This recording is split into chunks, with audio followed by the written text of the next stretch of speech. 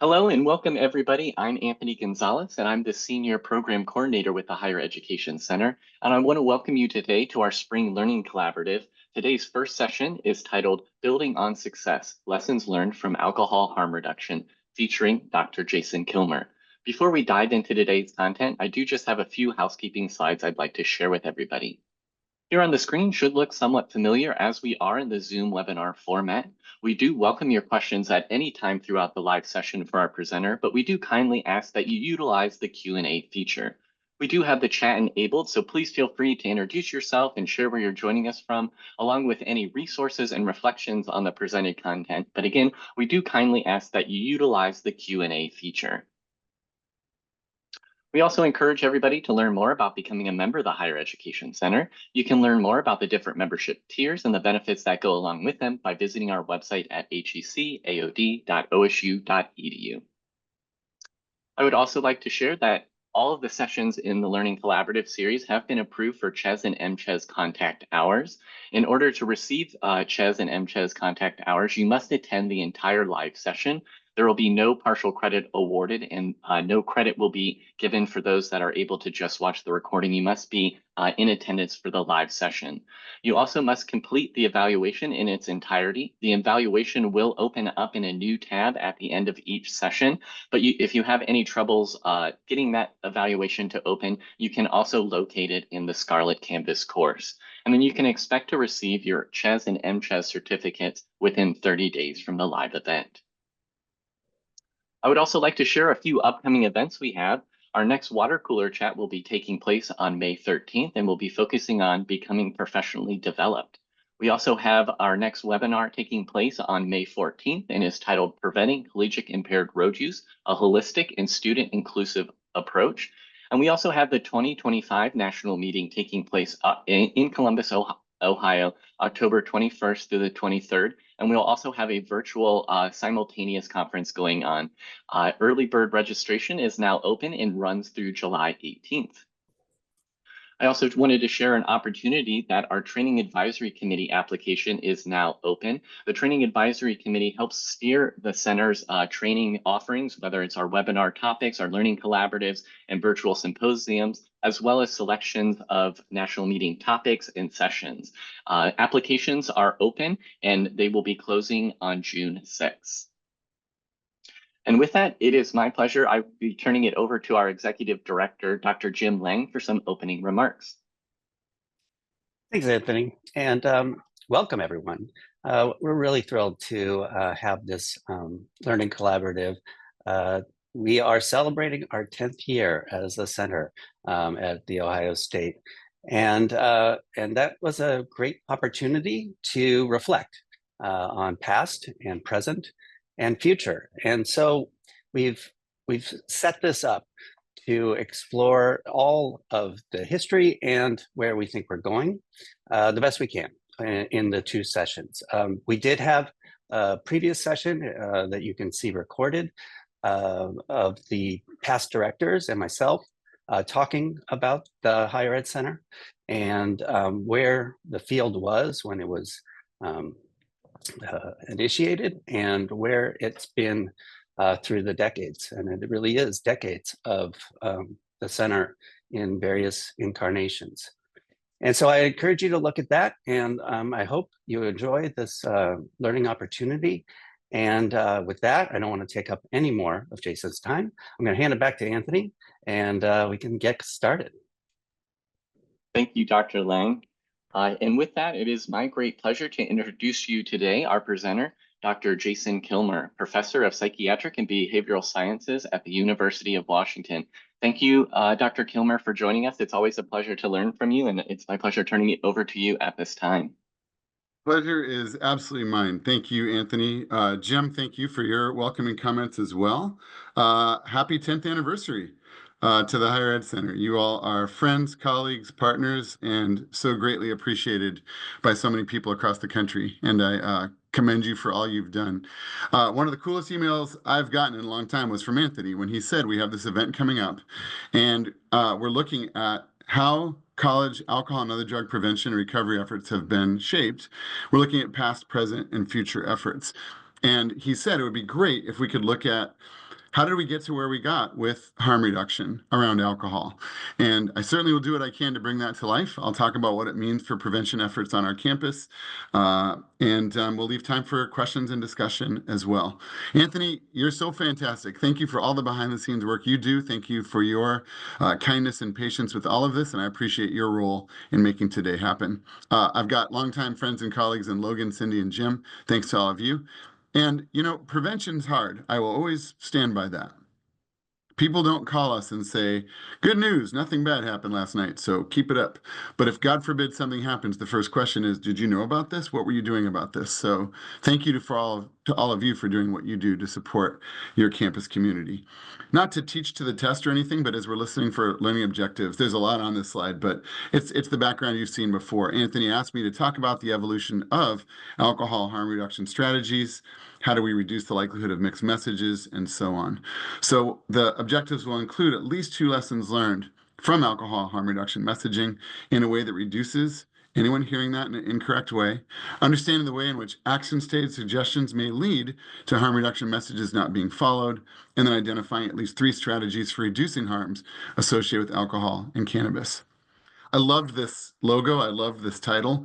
And I really wanted to lean into the past part because I do feel like I'm like, well, here we go. Let's go back in time. And I feel lucky that I got to be a part of so many of and see so much of the evolution of this. But whenever I present, I always try and include something kind of hopefully lighthearted, humorous, or jokey. And I do all I can to not show the same stuff twice. I mean, it evolves a little. And I really do try and keep it timely. And I thought for this one, nah, I'm going back in time. I'm gonna do, if I do anything like jokey, it has to be 10 years or older because it needs to have predated the higher ed center at Ohio State. So I have 3 examples that I'm going to, I almost said litter through today. I think that may be the right word, given that they are old and maybe haven't aged very well. But the first thing I'm going to start with was I had the complete honor of doing orientation at Bowdoin College. One of my amazing colleagues and friends, Michael Pouliou, works there right now. The 2 deans at the time that invited me said, when you start, you should teach students about Washington State. I'm like, well, you invited me to talk about alcohol and other drugs. They're like, we know.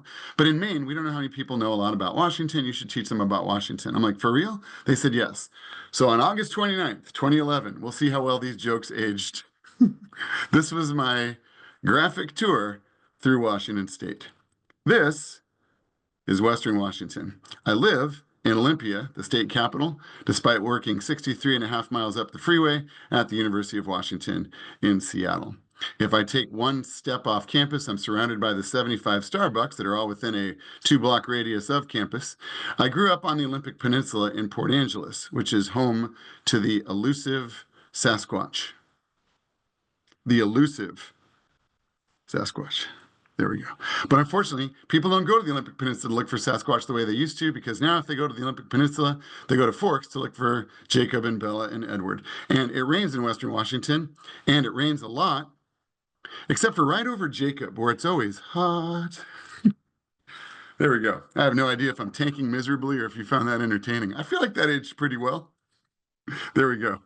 So the college student drinking field, why is it so hot all of a sudden, really has grown a great deal. And I think it's important to look at select highlights over time. The first article about college student drinking showed up in 1945. We actually had some people at NIAAA, the National Institute on Alcohol Abuse and Alcoholism, say this is an amazing find because many people think that the first article was in the 50s.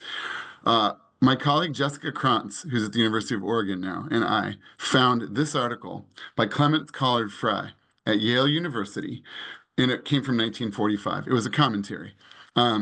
Really short lit review because there wasn't a lot of literature to review. And really, there are parts of this that are comical, but there are parts of this that could have been written yesterday, and it still is relevant. Fry said the biggest troublemakers on college campuses tends to be faculty. These parties are often attended by faculty members, some of whom are selected to respond to the chant, "Old Professor so-and-so is in the alcohol ward. Drink, drink, drink." Cheers or moans and laughter follow this performance, according to the speed with which the professor empties their glass. These parties break up after a few hours of song and good fellowship. They don't occur often, but are part of the life of colleges and are accepted by the community as such. First, no way. Second, anytime you're doing something and someone says, well, we know this is this crazy high risk day, but it's a tradition. It's been that way forever.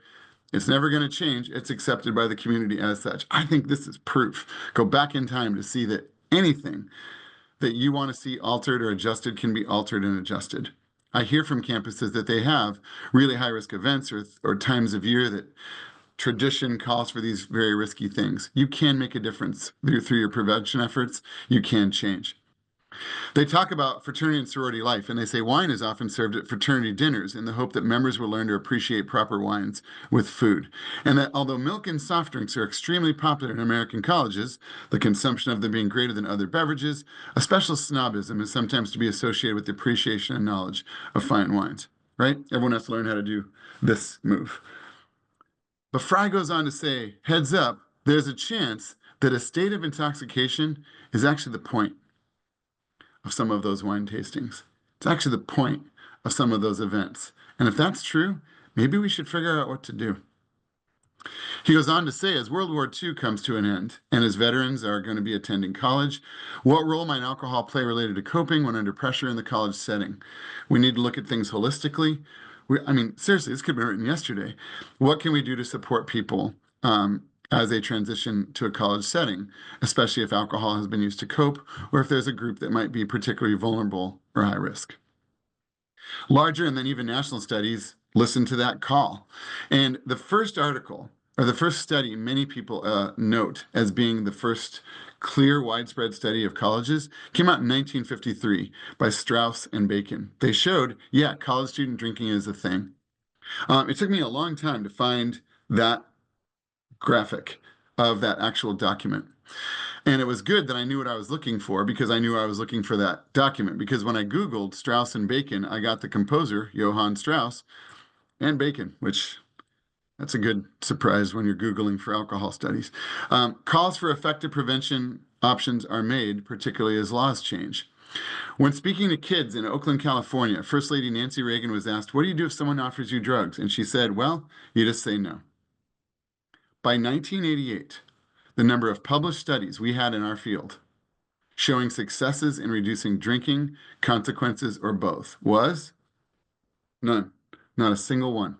We had no prevention successes. What did we have as a country in 1988? Over 12,000 Just Say No clubs. I love it when I hear people say, we've done harm reduction forever, and I love it if it feels that way, but we really haven't. And we've come a long way, in some ways, in an almost short time. The research at the time showed that if you do a Just Say No or an abstinence-only program, knowledge goes up. But attitudes are way more difficult to change. And David Hansen, a legend in this field, showed that in research with college students, information-only programs weren't having an impact on patterns of use. So it was at the University of Washington that Alan Marlatt was looking at what was being done. My first day of grad school, Alan gave me 2 articles to read. One was by David Hansen. It was Engs and Hansen. One was Gadaletto and Anderson. David Anderson, another legend in this field, who I know is also a good friend to the Higher Ed Center and does a lot nationally, if not internationally. Their college alcohol study, which started in the 70s and continues to today, showed that there was a lot of growth on college campuses. A task force or committee focusing on alcohol education and prevention. I mean, look at that, almost doubled from 79 to 85. Having a dedicated alcohol education coordinator or specialist, something schools really invest in now, it was only 14% of schools in 1979. That number went up 3.5 times to 48% in 1985. But what schools were doing, articles in campus newspapers about the dangers of substance use, films about substance use on campus that we then have a discussion, and an information-only speaker, often very scare tactic-y.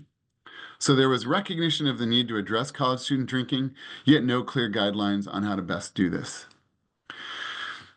I do what I do today because of Alan Marlatt. I mean, I always say 3 people, Alan Marlatt, Mary Larimer, and Mike Sagawa. But Alan was the guy that was my advisor in grad school. I can safely say I got so much of what I do from this incredible person. He passed away in 2011. It's hard to believe it's been 14 years. And he remains a major loss to our field professionally, but for those that knew him, a big personal loss. It takes a very special alcohol researcher for the day after they pass away to have Time Magazine write a tribute to them.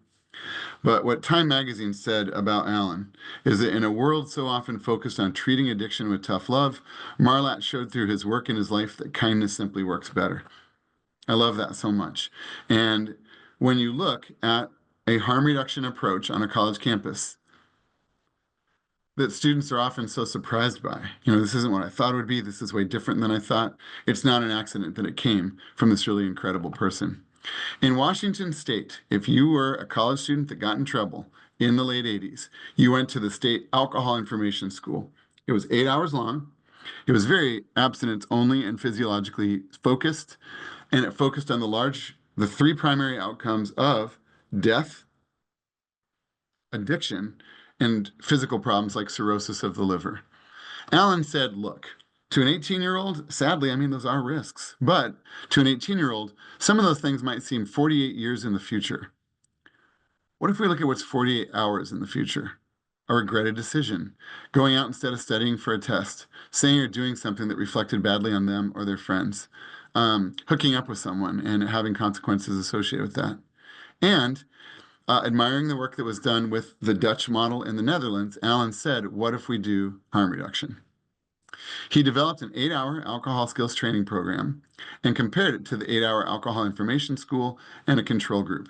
At follow-up, the alcohol skills training program had significant reductions in drinking and consequences compared to both the alcohol information school and the control group. We had our first prevention success in this field, and it was harm reduction focused. It was a group, and it worked. That's the good news. The not so good news, it was 8 hours long. Subsequent studies looked at a 6-hour version, a 2-hour version, and even a one session, as short as 63 minutes version of ASTP, showing that it works. It continues to work to this day. It was ASTP that led to the development of basics.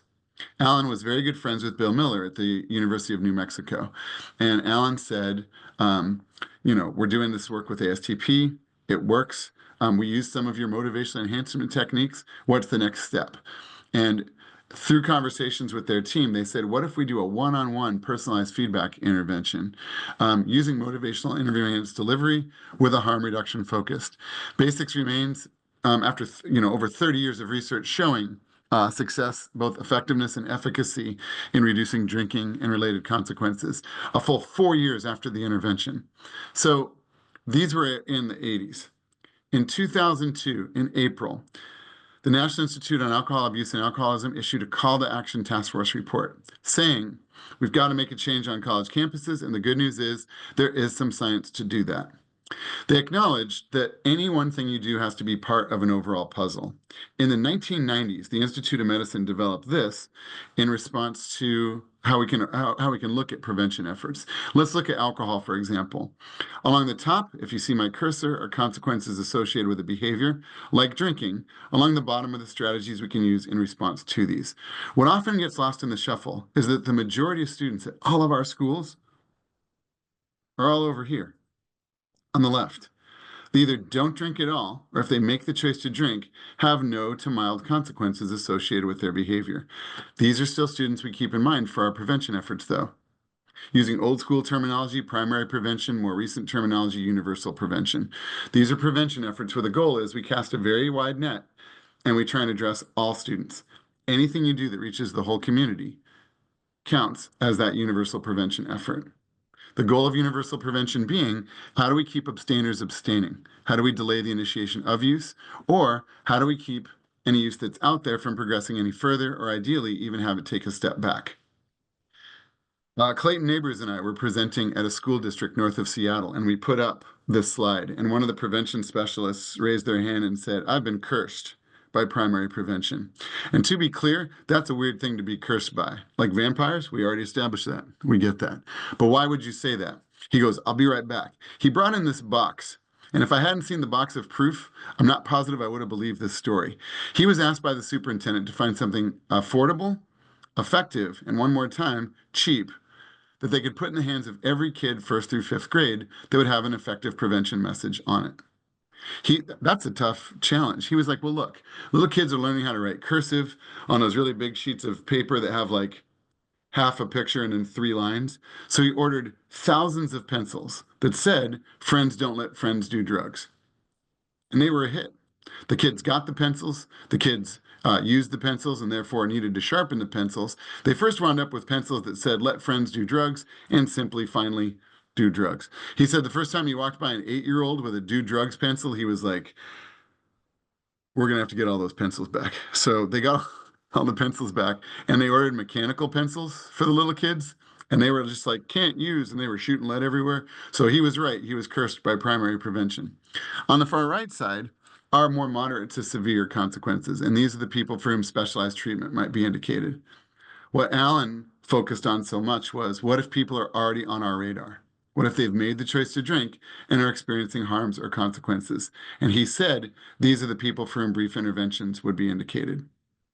When NIAAA's Call to Action Task Force report came out, they rated 4 different tiers of effectiveness. What works on college campuses? And they needed 2 or more studies showing not just efficacy, but actual change in behavior. What worked with the general adult population that could be applied to college campuses? What had logical and theoretical promise but needed more research? What just didn't work? Tier 1 was 3 things. As a gigantic fan and person grateful of Alan Marlatt, I'm always quick to point out Tier 1 was Alan Marlatt. I mean, in a just world, had he not passed away, it would be Alan giving this presentation for you. The 3 things in Tier 1 were challenging alcohol expectancies through Allen's cutting-edge balanced placebo design and bar lab work. It was combining cognitive behavioral skills with norms clarification and motivation enhancement techniques in groups. ASTP was the one program mentioned by name, and it was brief motivational enhancement interventions. Basics was the one program by name. In 2007, an update came out that said what colleges need to know. And then in 2015, the College Alcohol Intervention Matrix was released by NIAAA. It was updated in 2019, now giving us over 60 individually and environmental level strategies organized in columns of their relative cost and in rows of their relative effectiveness. In some ways, this took a long time, right? From 1945 to 2025. In other ways, the fact that taking a chance from 12,000 just say no clubs and literally no prevention successes to trying something innovative and new, it was not without controversy, but it made a difference and it made a lasting difference. And in that time, clear lessons learned about the impact of harm reduction were established. I'm going to stop sharing my screen for a sec because I want to look at the chat. I want to see if there's anything that needs to be clarified. Oh, the pencils. Yeah, the slides have been, thank you so much. I'm happy to see the comments from people. That's great. Thank you. So I'll share my screen again. I should pause. What clarifying questions do people have? Because obviously we'll save questions for the end. But if there are any clarifying questions, I'm happy to take them now.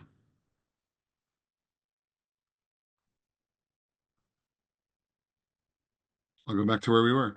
So I just want to remind you, if I go back a slide, that this, Hansen showed information only. Knowledge goes up, no change in behavior. Information has its place, but it's delivering it in a motivational framework. Dr. Marlatt always said if there's a misunderstanding of harm reduction is that it equals moderation, or that it equals controlled use, or is somehow anti-abstinence. And nothing could be farther from the truth. If a student says, I want to avoid all of alcohol's unwanted effects, then don't drink. Abstinence is the most harm-free or risk-free outcome after a harm reduction intervention. But what a harm reduction approach acknowledges is that any steps towards reduced risk are steps in the right direction. I come to you drinking 40 drinks a week, and I go through a program you offer at your school. Now, I'm drinking 10 drinks a week, but importantly, with way fewer consequences. That's harm reduction. Well done. However, if your treatment outcome goal is abstinence, I'm a treatment failure, and you can't pretend to call me anything but that. In most programs in our country, I'm kicked out because I'm still drinking. But how could we overlook a reduction that dramatic, especially if it's associated with a reduction in harm? Sometimes harm reduction is not use reduction, and I need to make that clear. If you're meeting with a student, pretty small human being, and they say, I have 5 drinks every Friday, 5 drinks every Saturday. All 5 of those drinks are shots of hard alcohol on an empty stomach over 2 minutes. They acknowledge that they often say things they don't love. They do things they don't love. They don't love how they feel in the morning. And they say, I'm embarrassed to admit that once a month I drive. Probably shouldn't be driving. Now they go through a harm reduction focus program and they decide, I'm done with shots. I'm going to drink beer. I'm done with empty stomach. I'm going to eat prior to and while drinking. I'm done with pounding everything over 2 minutes. I'm going to space my drinking out over 3 hours, alternate every drink with water. I've downloaded every rideshare app known to humanity, and I've told my friends what I'm doing. Me driving after drinking, that's over. What's that? How much am I going to drink? 5 on Friday, 5 on Saturday. When we look at their survey, it looks like nothing changed because they were drinking 5 and 5 when they got to us. They're drinking 5 and 5 when they left. They're getting to a way lower blood alcohol level. They're using way more protective behavioral strategies. They're literally experiencing a reduction in harm. The key, though, is how do you deliver this in a way that doesn't introduce a mixed message? Legal issues have to be acknowledged. If you're under 21, it's illegal to drink. If the main harm someone under 21 is trying to avoid is getting in trouble again, they may choose to abstain because it's illegal to drink if they're under 21. Driving after drinking, never recommended. And for those that want to abstain, we can talk about ways to do that. I feel like if you take 3 things out of today, I hope this next one is one of them. I have heard so many presenters stand up in front of students and go, look, I know you're going to drink. So if you do, do this. I know you're going to drink is a misperceived norm. The most recent Monitoring the Future study shows that 55% of students drink at least once in the past 30 days, meaning 45% don't. Whether they are students in recovery, students who have abstained their whole life, students that do drink, but it's not every month. Yet if you say, I know you're all going to drink, so if you do, do this, you inadvertently contribute to a misperceived norm. If you say, I know you're going to drink, so if you do, do this to a group of people under 21, that kind of sounds like permission giving. So the language we use is very, very clear. We also don't ever talk about how to drink safely. At any positive blood alcohol level, there could be unwanted outcomes, consequences, risks, or harms. So instead, we say this. If you're under 21, it's illegal to drink. Driving after drinking, not recommended. If someone says, I want to avoid all of alcohol's unwanted effects, abstinence is the best way to do that. Yet if you make the choice to drink, we can talk about ways to do it in a less dangerous or less risky way. I'm going to say that sentence one more time. If you make the choice to drink, we can talk about ways to do it in a less dangerous or less risky way. When that is evaluated, people do not hear that as a mixed message. People aren't saying, well, that presenter said we're all going to drink, so do this. They also don't get the impression that somehow you've communicated that there's a safe way to do this. Yet, here's the catch. If I'm an 18-year-old and someone's telling me, here's how you can drink in a less dangerous or less risky way, who cares? Why would we want to do that? And that, my friends, is where our job changes. A program provider, a student affairs professional, a health promotion person, a peer health educator has to elicit personally relevant reasons for change. What's in it for that person to go, I'm going to try this differently tonight? And that's done using the stages of change model and motivational interviewing. I will introduce you to those ideas next. Before I do, let me check and see if there's any clarifying questions that people have. I'm sorry. Someone thinks I'm going too fast. Well, I apologize if I'm going too fast. Do what I can to, well, I'm going to keep going, but I'm sorry if it's seeming too fast for folks. All right. Do be aware of action stage suggestions no matter what your message is. Prochaska and DiClemente in the 80s developed the trans-theoretical model of change, sometimes called the readiness to change or stages of change model. And they developed this in response to cigarette smoking. They said, we've never met someone who smokes cigarettes who's unaware of the health consequences. Yet there are different levels of readiness to have someone say you should quit using. When we ask people, does just say no work with college students? People instantly say no. When we ask them how come, they give us lots of reasons. What would you all say? Why would just say no not work with college students? What do most people say?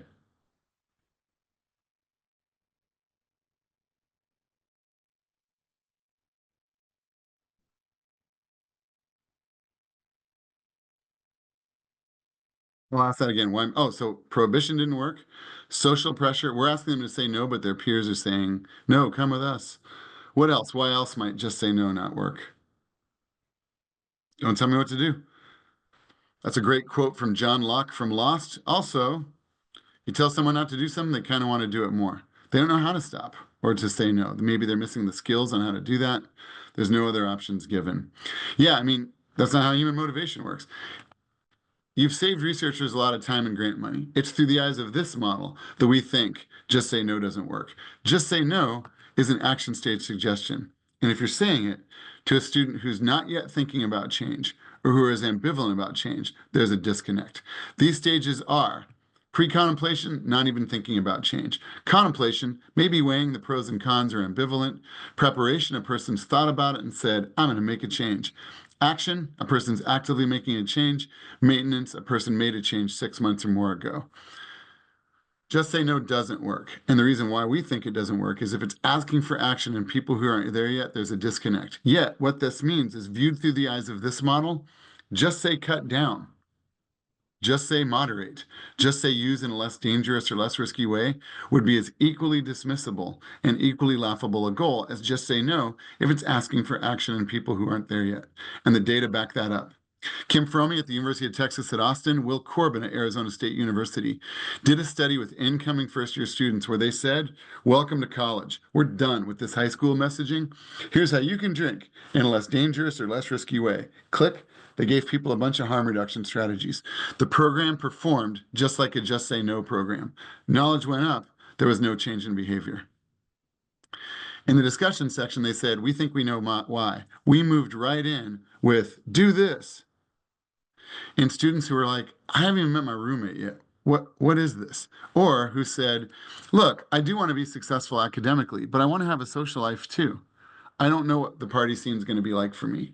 So what this means is our job changes.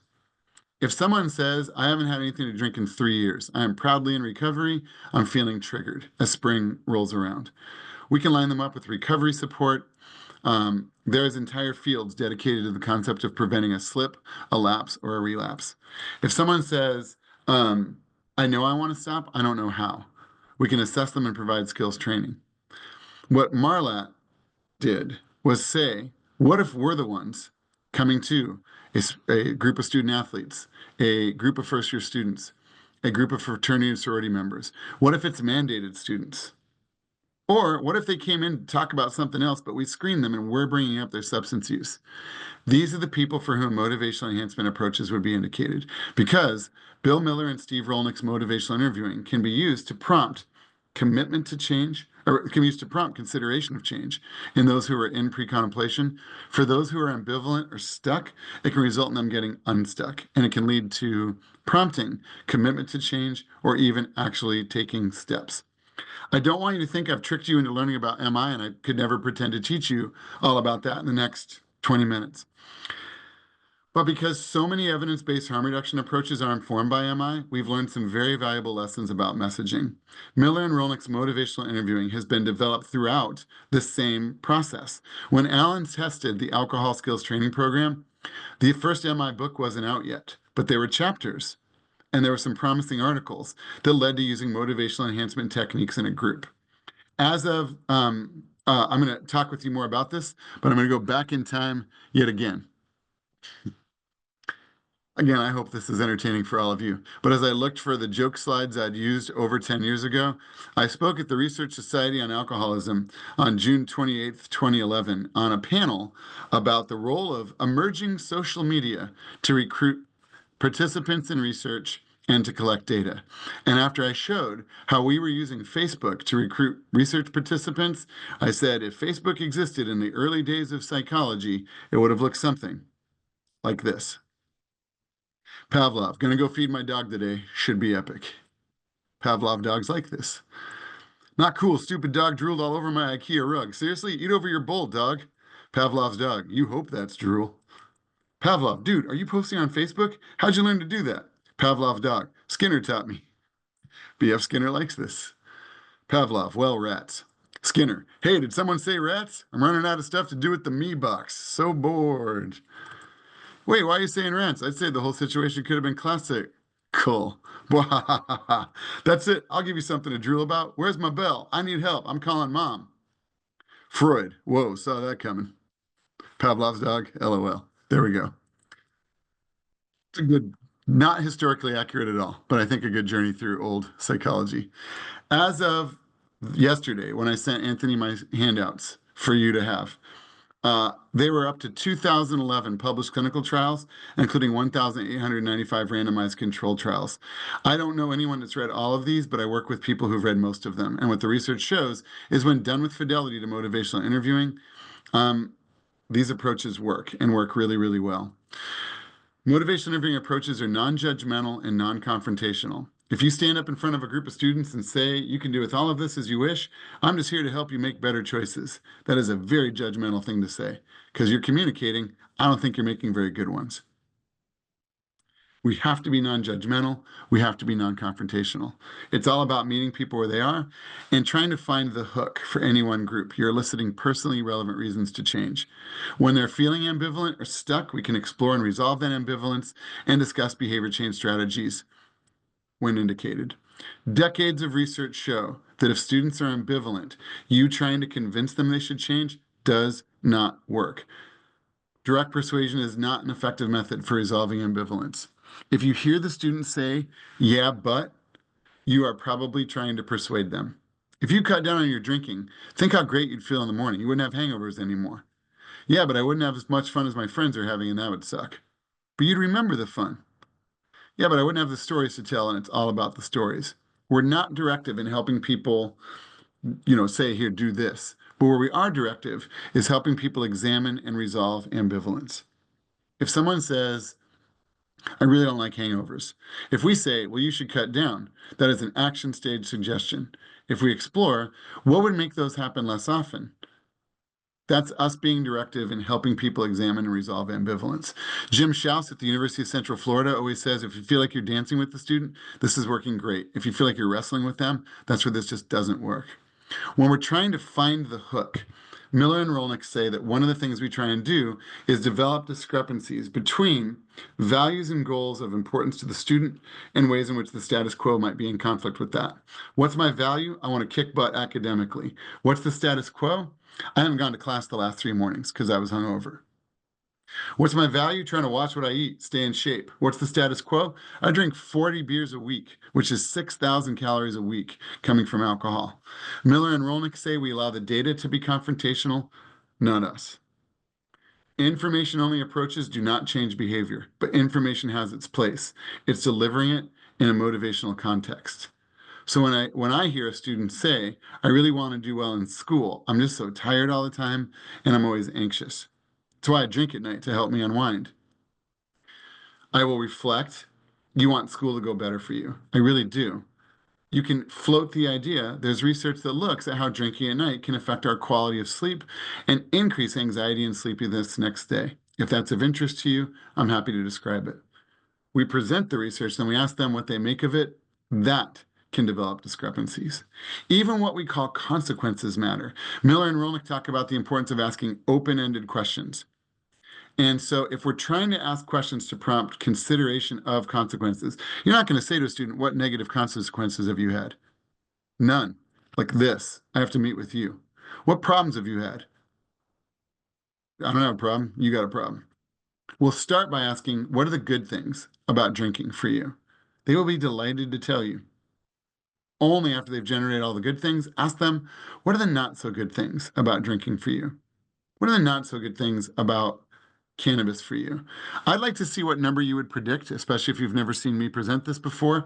I run the mandated student groups at my school for students that have violated campus drug policy in a state that's had legal cannabis for over 12 years.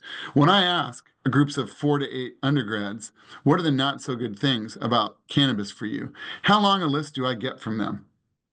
What would you say? How long a list would I get?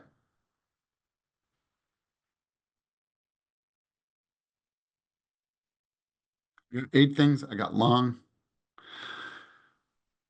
I did this a different presentation on Tuesday, and most people guessed 1 or 2. Just to make the point, 2 back-to-back groups, There's the list. I eliminated the duplicates.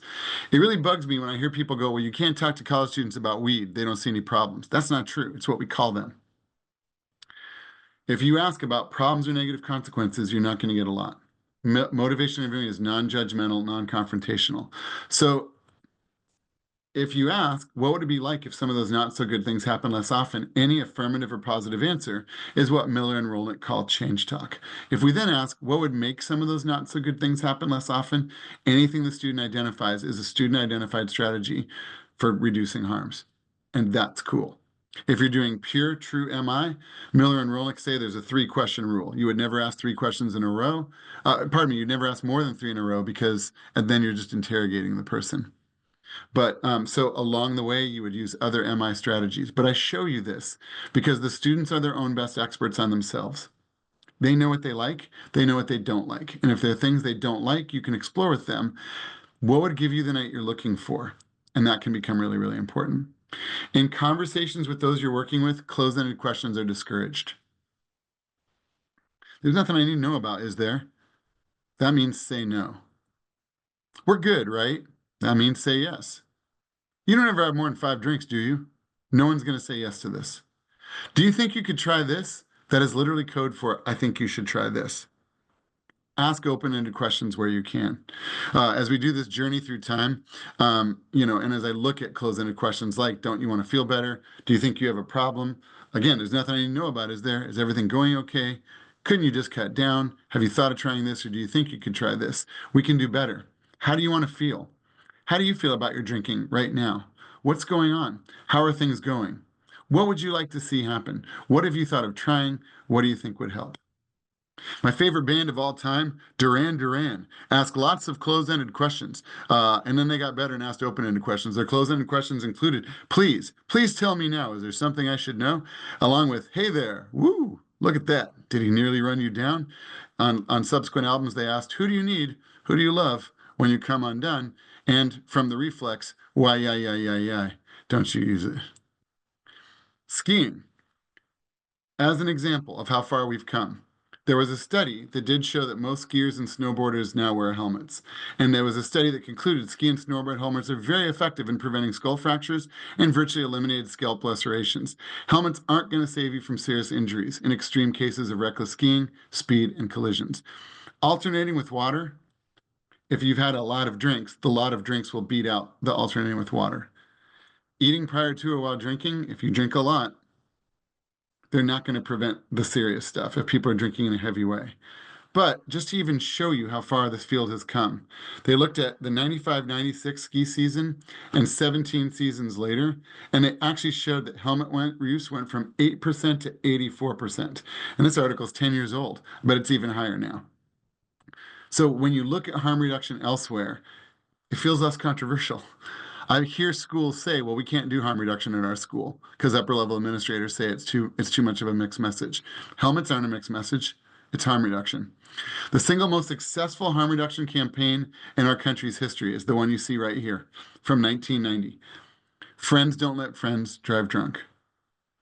This campaign was, quote, instrumental in achieving a 10% decrease in alcohol-related fatalities between 1990 and 91, the single largest one-year drop in alcohol-related fatalities ever recorded. And look at the message. It's not friends don't let friends drink. It's harm reduction. Friends don't let friends drink and drive. My last set of opening slides, as I look back over 10 years ago, this actually led to me getting booed pretty loudly by the good people of Oklahoma City. I was presenting at the National Prevention Network, and I was their opening keynote speaker. And I said in Oklahoma City that excessive alcohol use is associated with a range of unwanted outcomes, including addictions, regretted decisions, and theft, or taking things that don't belong to you. And turns out that didn't land very well with the good people of Oklahoma City. But there you go. So what are harm reduction strategies as I look to get us to the finish line? With alcohol, Alan, in his work with the Alcohol Skills Training Program and with Basics, cited work that had happened initially with rats, later with people, and that through research with folks in Scandinavia gave us clear guidelines on what's called alcohol's biphasic effect. You can ask the students you're working with, if you're at a party, get a buzz, start to lose that buzz, what do you usually do? And people say, drink more. We then ask the very important question, do you ever get that same buzz back? No. What do you feel instead? Sick, tired, sleepy, in quotes, the drunk part. Scientifically, we totally know why. Even though alcohol is a depressant, it's a funky depressant because the initial effects of alcohol have a buzz. If we take a sip of alcohol, there's this initial stimulant effect. The depressant effects kick in, the depressant effects get done doing what they're doing, body goes back to baseline. If you tap out after one sip and you're like, that's it, I'm calling it a night, there's your night. But as our blood alcohol levels rising, the body's experience of alcohol is this constant until we hit and exceed a certain level. And once we hit and exceed that level, the effects of alcohol change irreversibly, such that the effects change and the positives get less positive, depressant effects get more pronounced. That's why we don't get our buzz back. That's why the more and more and more we drink, the more we feel, in quotes, the drunk part. You can see visibly, there's a very clear point where positives are maximized, depressant effects are minimized, and a very clear point that when we clear it, positives are less positive, depressant effects get more pronounced. Thanks to researchers in Scandinavia, this shift has been identified to be between 0.05 and 0.06%. Think of what this means. If a student says, I want to avoid all of the harms associated with drinking, again, abstinence is the best way to do that. If they make the choice to drink and they're getting to 02, 03, 04, stick with that. You're less impaired to 02, 03, 04, and it's not that there's a better buzz to be had. Before our students that are getting to 07, 08, 09.1 or higher, if they go up to but don't exceed this point, you can flat out prevent this shift from happening. Both the alcohol skills training program and basics had this as its punchline. We're listening for what the student likes and what they don't like. If they don't like blacking out, blackouts occur at 1.5 to 2.5. If you go up to 05, 06, you will not black out. You won't puke. Nausea shows up at 08. You won't get a hangover. What do researchers think a hangover is? If you can see my cursor, it's that depressant blow that happens when we clear 06. If you go up to 05, all the alcohol's out of your system 3 hours and a few minutes later. Depending on when you go to bed, you won't have your sleep affected. Where does judgment and decision making go down? 06 and higher. Where does the shift occur? 06 and higher. So if a student says, I wish I could avoid those things, we could encourage them and let them know about the science and say, if you were to set a limit, what might that limit be?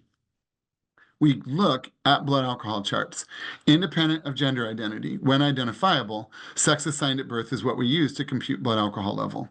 We give people charts and we have them look at the number of hours they figure they'll be drinking and then go down until they find a point that doesn't exceed 06. Once they find that point, they go to the left and see what that translates to. If they go, wow, that's way more than I'd ever have, stick with the lower amount. If they say, I don't think I'd feel that, that could be tolerance. Tolerance is like weight, you can gain it, you can lose it. How do you lose it? Call time out for a while. But if they say that level would work for me, do not give them just a list of harm reduction strategies. Ask them, once you set that limit, what are some strategies you can use to stick to that limit? Or in general, be more in control of your night. See what they say. And if possible, you could float some other strategies to fill in the blanks. But what students often generate are eat prior to or while drinking, keep track, not just of number of containers, but standard drinks. Space your drinks, including alternating with water. Avoid trying to outdrink or keep up with others. Avoid or alter your approach to drinking games. Slowing down. Having safe transportation figured out. Not accepting a drink if you don't know what's in it. Having a friend let you know when you've had enough, and not combining substances. You might look at this list and go, none of these are magical. But go back to the beginning. If all you do is give students these strategies, these are all action stage suggestions. If we've done our job through a motivational framework, we've got students thinking, what do I want out of my nights where I use substances? What are the things I don't want? What would help make those things I don't want go away or at least be lessened? See what they come up with. And there's the game changer. With cannabis, this article came out in 2022 from Planet Earth's Who's Who of Cannabis Experts. Look at the title. It doesn't say low risk guidelines, it says lower risk guidelines. And the reason why is they said if you look at the science, there is no safe level of cannabis use. If someone says, can you come present to our group about how to use weed safely? We don't have that information. They say if you make the choice to use low potency products where possible. 97% of Washington's retail market are high potency products above 10% THC. So those products are hard to find, but they do exist. There's no one safe route of use. Every route incurs risks. That said, smoking is really, really risky. Find a method other than smoking. Keep use occasional, a day or two a week, weekend only. If someone notices cognitive decreases, cannabis causes challenges with attention, concentration, and memory, stop, or at least substantially reduce frequency and potency. I'm presenting to you from a state in which drug driving deaths outnumber drunk driving deaths. When people say, I drive better when I'm high, they really don't. They need to wait 6 to 8 hours after smoking, vaping, inhaling, 8 to 12 hours after use of edibles. If people are intending to get pregnant, if people are pregnant or nursing, the only recommendation is to abstain from cannabis. And for those with a first-degree family history of or who are actively dealing with psychosis, a mood disorder, or a substance use disorder, they may want to avoid cannabis use or alter their use in a big way.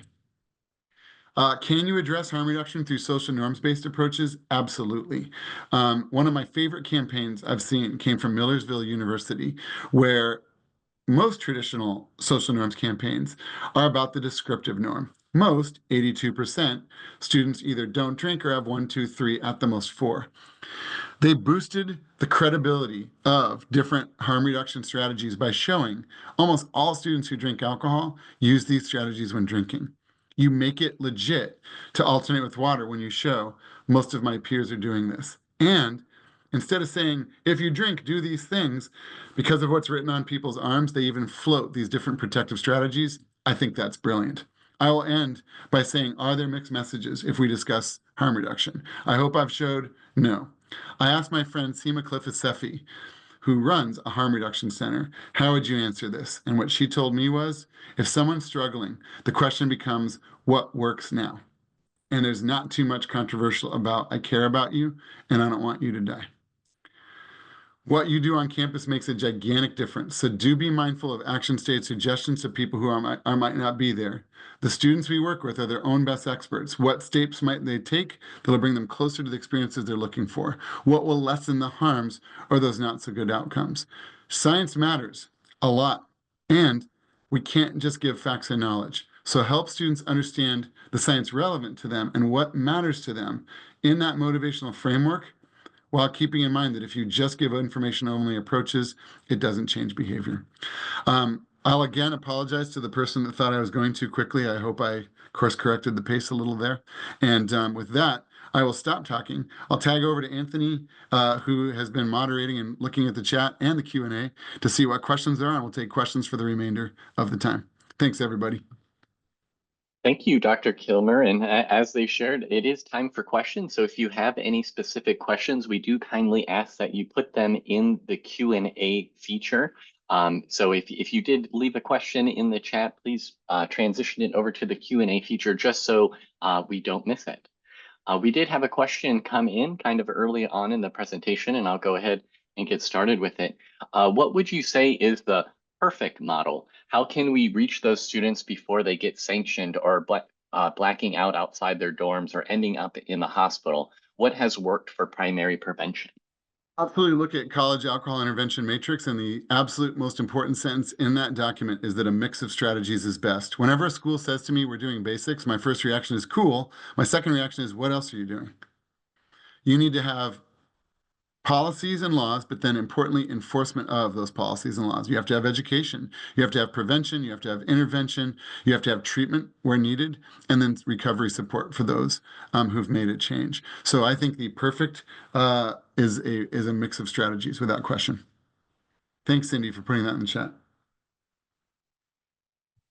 Dr. Kilmer, there were a series of like comments and questions that came in the chat, and I put them together for a question because I've heard you talk about this before. So I want to ask the question around motivational enhancement techniques with groups. So specifically with large groups, so thinking 500 or more, or fraternities and sororities. So what recommendations do you have, or thoughts or considerations people need to have when thinking about utilizing motivational enhancement with those types of groups? Go.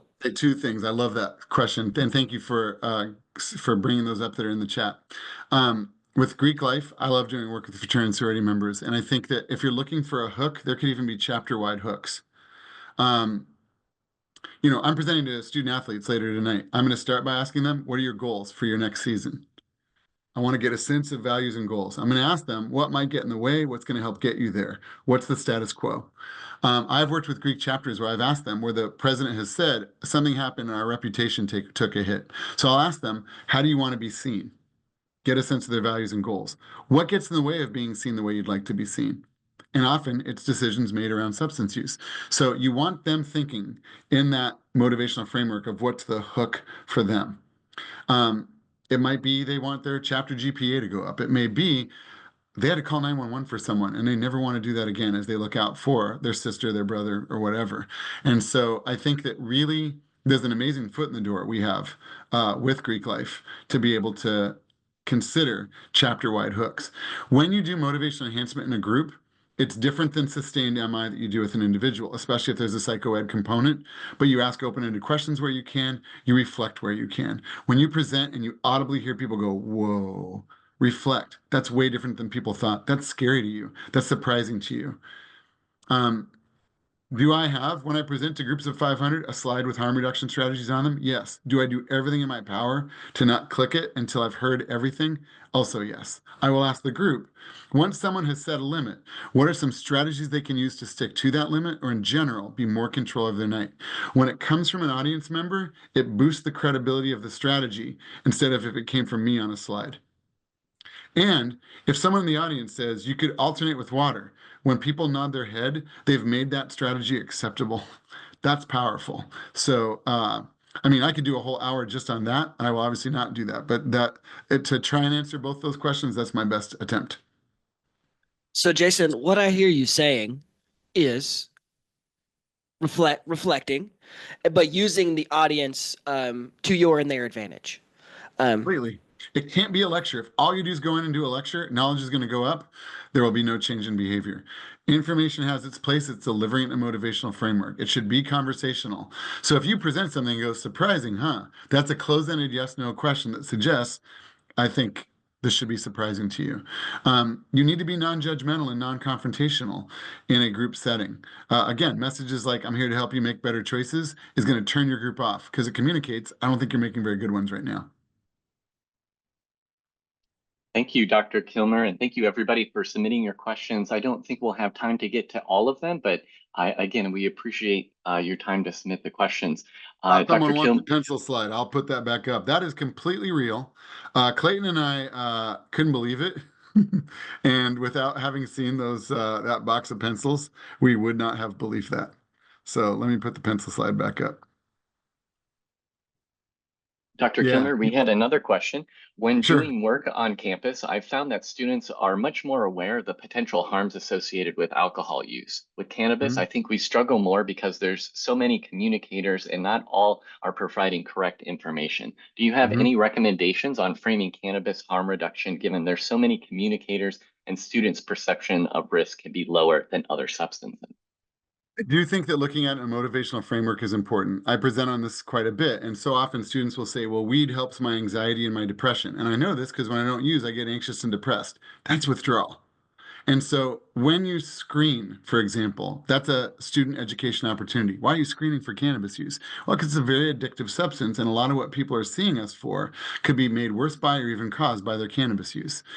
Getting things from, you heard me say, if you increase information and knowledge, it doesn't change behavior. Maybe we need to increase information and knowledge because a lot of research on cannabis has come out, but we got to get it off the pages of journals and into the hands of people who can think critically about them.